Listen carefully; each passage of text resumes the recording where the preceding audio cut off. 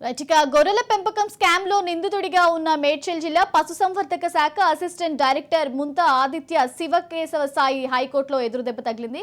గొర్రెల పెంపకం పథకంలో అవినీతికి పాల్పడ్డారని, అక్రమంగా తప్పుడు ఖాతాల్లోకి నిధులు మళ్లించారంటూ గచ్చిబౌలి పోలీస్ స్టేషన్లో నమోదైన ఎఫ్ఐఆర్ ను కొట్టేయడానికి మంగళవారం హైకోర్టు నిరాకరించింది. ఈ కేసుతో తనకు ఎటువంటి సంబంధం లేదని, గొర్రెల ఫిట్నెస్ పరిశీలన, సర్టిఫికెట్ల జారీ వంటి తనకు కేటాయించిన విధులను మాత్రమే తాను నిర్వహించానని ఆయన తెలిపారు. నిధులకు సంబంధించిన ఏ బాధ్యతలు తమకు లేవని, అందువల్ల కేసును కొట్టివేయాలని కోరుతూ A4 గా ఉన్న ఆయన హైకోర్టులో క్వాష్ పిటిషన్ దాఖలు చేశారు. ఈ పిటిషన్ పై జస్టిస్ మాధవీదేవి ధర్మాసనం విచారణ చేపట్టింది.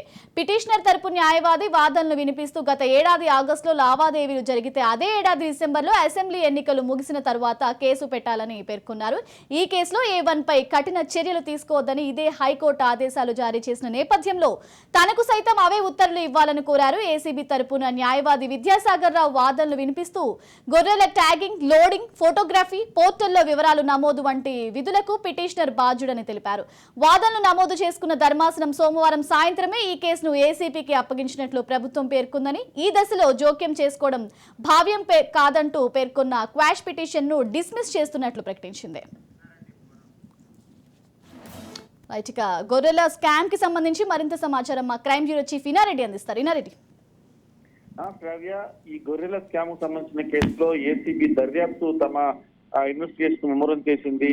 నిధులు పక్కదారి మళ్లించిన అధికారులను, కాంట్రాక్టర్లను, తర్వాత దీంట్లో కొంతమంది నిధులుగా ఉన్న వ్యక్తులకు సంబంధించిన వివరాలను కూడా సేకరించింది. మరికొద్ది రోజుల్లో వాళ్ళు విచారించే అవకాశం కనిపిస్తా ఉంది. అయితే గచ్చిబౌలి నమోదైన ఈ కేసును ఏసీబీకి బదిలీ చేశారు అధికారులు.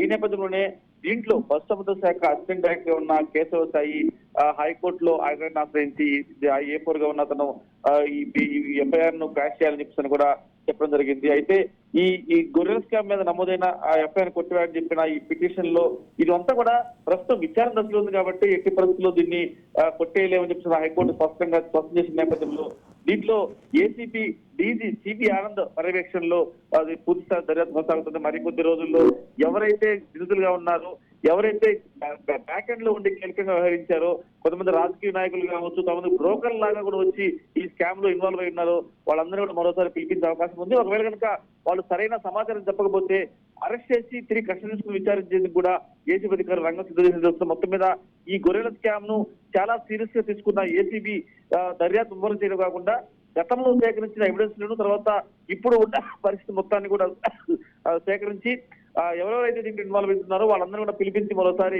విచారించే అవకాశం ఉంది. ఖచ్చితంగా దీంట్లో కొంతమంది రాజకీయ నాయకులు, బ్రోకర్లు ఇన్వాల్వ్ అయి ఈ కేసును నడిపించారు, ఈ కేసులో ముఖ్య పాత్రలో ఉన్నారని దాని మీదనే ప్రత్యేకమైన దృష్టి సారించి ఏసీబీ అధికారులు దర్యాప్తు కొనసాగిస్తా ఉన్నారు. శ్రావ్య, థ్యాంక్ యూ ఇన్నారెడ్డి.